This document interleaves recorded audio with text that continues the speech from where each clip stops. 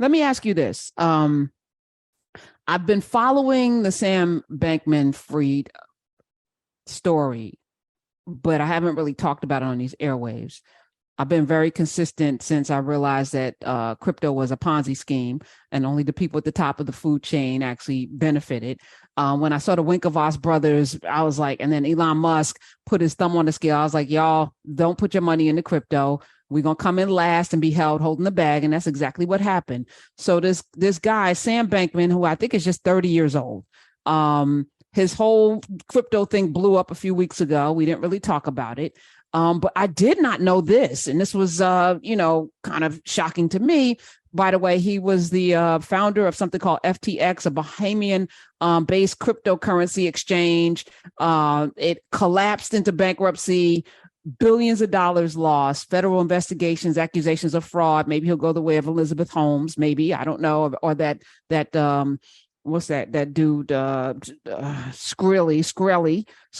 Maybe he'll go the way of that Skrelly dude. But millions of small-time FTX users wiped out, and people who thought he was the next big thing in Washington are trying to figure out what happened. Now, here's the rub, Pam. We've been talking about lobbyists, and I'm going to double down on you with this Onyx Society because I think we need to have it. But did you know that this Sam Bankman-Fried guy was the second largest Democratic donor during the last election cycle? He gave money to politicians like Kirsten Gillibrand and Jesus Garcia in Illinois. Gillibrand, of course, is from New York, and Representative Kevin Hern. So he said he equally funded Republicans. Yes.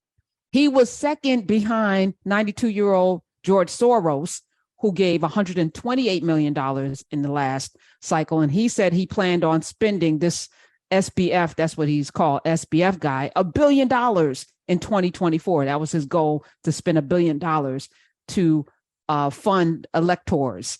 Yes. And then, of course, things crashed on election day and it all. Now, what's fascinating to me is that he was throwing these parties. He had a whole soiree with lobbyists and insiders in Washington at this townhouse, this $3 million townhouse that he had just purchased from the Capitol. That's very fascinating. Congressional chiefs of staffs were there. Top operatives attended. It was vegan.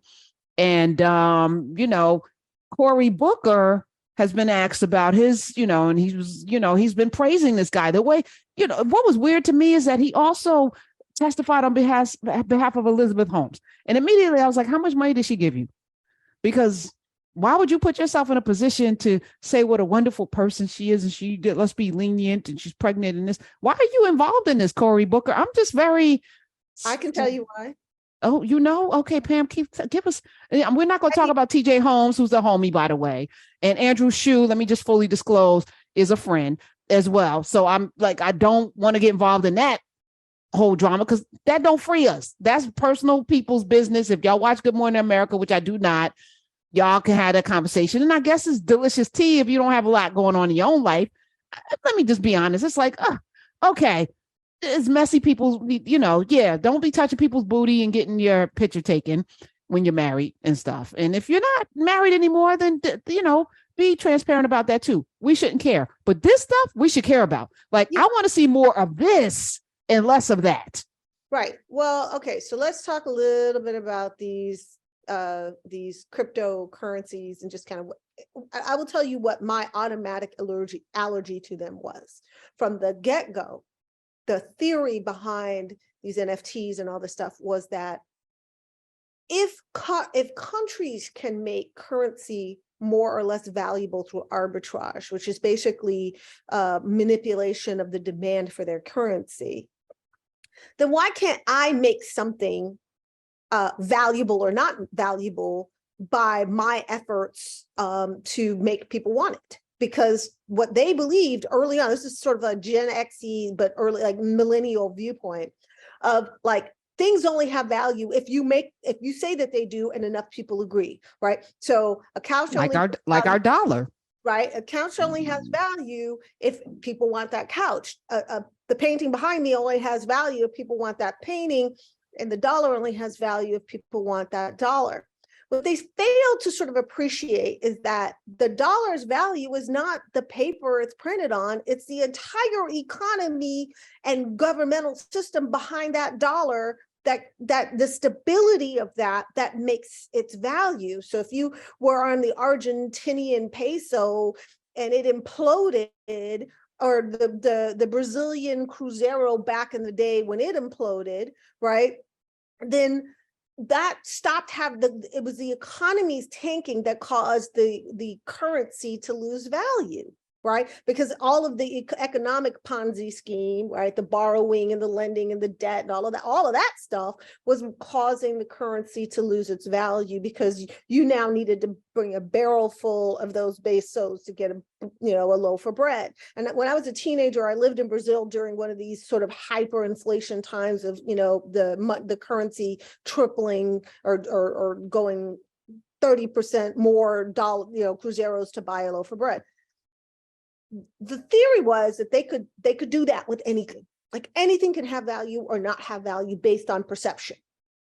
And so they decided, like, I can create just a series of numbers. And if I can ensure that this is the only series of numbers in the entire world like this, somebody's going to want it. And somebody is going to be willing to pay me for this series of numbers. That is what Bitcoin is. That is what mining is. It's a computer sitting around creating a set of numbers that is unique in the world, and therefore it has value because I'm the only one who has it. And if you want the set of numbers, you have to buy it from me. And now I've created a market around a set of numbers. The problem is there's nothing under those numbers. So okay, you have the set of numbers. What if nobody wants it? What do you actually have? The answer is nothing. You don't actually have anything. You have something that is only valuable when people want it. And that is why so much of cryptocurrency is tied to social media, right? Hype around, oh, you need to be buying bongo. You need to be buying, you need to be investing in Inu. I remember that one. Because you get rich overnight if you just do this, and it's gonna be all of that, right? But I want to get to the point where this guy was donating to our politicians and them giving him coverage. Absolutely. Maybe, allegedly, potentially. Well, yeah, but what comes from that is that eventually at some point they can convert these phony things into real dollars, right? And when they convert them into real dollars, the people who bought that FTE, whatever you call it, that thing, FTX, called FTX, yeah. The people that think they have something about it, they gave you cash for that thing that everybody's hyped about. And with that cash, you buy cars and houses and condos and politicians. Right. That's what I want to land on. The reason you buy the politicians, the reason it's so important to buy politicians is because the politicians regulate that Bitcoin or that thing that you have. And right now it's kind of it's totally unregulated, very difficult to tax, very difficult to track what the real value of it is, right? That's why cryptocurrencies are used by so many shady, dark, nefarious enterprises out there, because it's very difficult to track, very difficult to know where the money is and where it's going and where it came from and so on. And so it's got this whole sort of dark web kind of connotation to it, and they like it that way. And so the reason the Elizabeth Holmes and so forth and the people like that spend so much money on politicians is they don't want politicians deciding that they're going to start taking real hard looks at this and sticking the IRS on this, and Interpol and all of these other entities on tracking all this stuff and keeping this from being that kind of exchange from funding terrorism and transnational crime and all this other stuff. And so you got to understand who Cory Booker is. I like Cory Booker. I admire Cory Booker. I think he's a good guy, but he's also comes from Wall Street. That's his background. And plenty of people that come from Wall Street that don't sell their souls.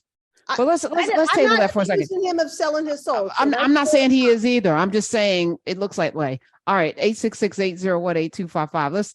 Let's get it. There's a caller on line 1 from Arkansas that wants to he has a question about messaging and turnout. Let me welcome Dr. Chris Jones. Hi, from Arkansas. Hey, how's it going? Just a caller, just a random, because you're just driving around and thought you would call up Dr. Jones because you heard your name called.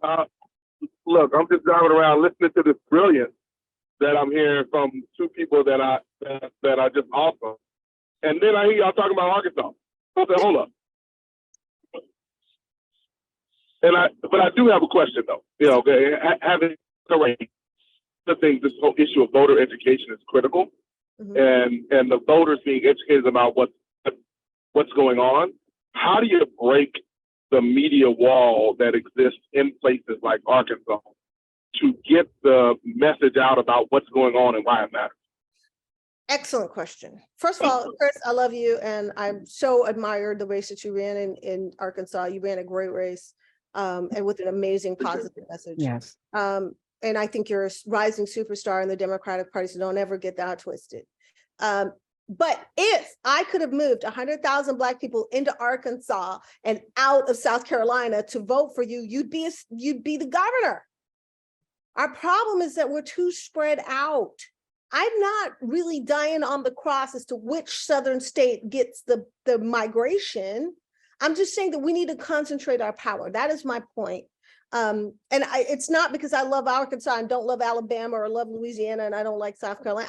To me, it's like whatever, but we got to concentrate our political power. The other thing, but to answer your question, is that the Fox News, the relationship and the symbiosis between Fox News and the GOP and its operative fingers in the states. GOP is much better at the connection between its state operations and its parent party than the Democrats are. We're very loosey-goosey about it. We have DECs and clubs and caucuses. The Republicans have much tighter structure. And so the interlocking between the messaging from Fox News and the messaging on the ground from the party is they're interwoven.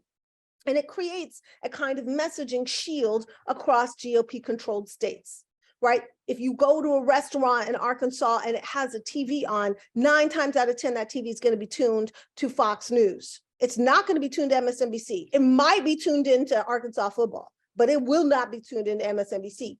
And because the state isn't GOP controlled, the governor's Republican, the leaders of the universities are all Republicans, all of the bully pulpits are in Republican hands. The only real messaging other than that is in the Black community and the Black churches and so forth. But it doesn't spread outside of the Black community because as much as it is an evolving state, it is still very much a segregated state. So Black folks and white folks don't interact socially in a way that they truly influence each other. They kind of decamp to their corners when they leave their workplaces. And so what you have is this total dearth of messaging mechanisms in those states. There's no way to talk to white people or people who are conservative who think they're conservative, right? They may not even really know what they are, but they tell themselves they're Republicans and they always vote Republican. They don't have an engagement in any other way. So the first thing I pushed really hard, Karen, was to build a messaging vehicle like Fox News for the left. And everybody's like, well, that's MSNBC. No, it's not. No, it's not. Yeah. No, you're right. I mean, you're right.